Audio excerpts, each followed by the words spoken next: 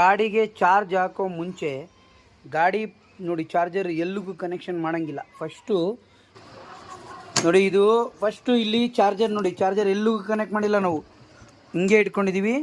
Wire first current connect ಮಾಡಿಲ್ಲ ನಾವು, direct battery ಗಾಡಿಗೆ ಕನೆಕ್ಟ್ ಮಾಡಿದ್ದೀವಿ.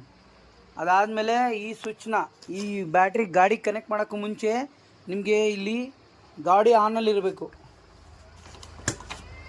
ಗಾಡಿ ನೋಡಿ DP ಸ್ವಿಚ್ಚು ಆನಲ್ಲಿರಬೇಕು, ಬ್ಯಾಟ್ರಿ ಕನೆಕ್ಟ್ ಆಗಿರಬೇಕು. ಆವಾಗ ಮಾತ್ರ ನಿಮಗೆ ಚಾರ್ಜ್ ಆಗೋದು, ಇಲ್ಲಾಂದರೆ ಚಾರ್ಜ್ ಆಗೋಲ್ಲ. ನೋಡಿ ಹಿಂಗೆ ಕನೆಕ್ಟ್ ಮಾಡಿದ್ದೀರಾ, ಹಿಂಗೆ ವಯರ್ ಬಂತಾ ಈ ಥರ.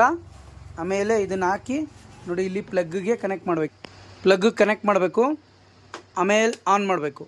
ನೀವು ಉಲ್ಟಾ ಹಾಕಿದ್ರೆ ವರ್ಕ್ ಆಗೋಲ್ಲ ಅದು.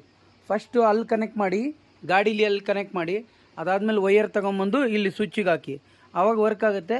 ಇದೆಲ್ಲ ವರ್ಕ್ ಆಗೋಕ್ಕೂ ಮುಂಚೆ ಗಾಡೀಲಿ ಬ್ಯಾಟ್ರಿ ಕನೆಕ್ಟ್ ಆಗಿರಬೇಕು ಮತ್ತು DP ಸ್ವಿಚ್ ಆನಲ್ಲಿರಬೇಕು. ಕೀ ಆನ್ ಮಾಡಿದ್ರೆ ಆನ್ ಆಗೋ ಥರ ಇರಬೇಕು, ಆವಾಗ ಚಾರ್ಜ್ ಹಾಕಿದ್ರೆ ಆಗುತ್ತೆ. ನೀವು ಇಲ್ಲಿ DP ಸ್ವಿಚ್ ಆಫ್ ಮಾಡಿಬಿಟ್ಟು ಚಾರ್ಜ್ ಹಾಕಿದ್ರೆ ವರ್ಕ್ ಆಗೋಲ್ಲ.